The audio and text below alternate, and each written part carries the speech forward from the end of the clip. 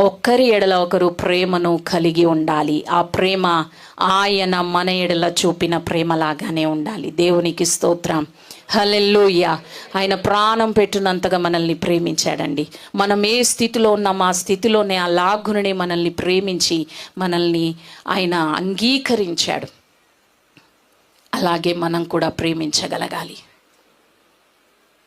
అవతలి వ్యక్తుల్లో మనకు నచ్చినట్లుగా ఏమీ మనకు కనబడవు,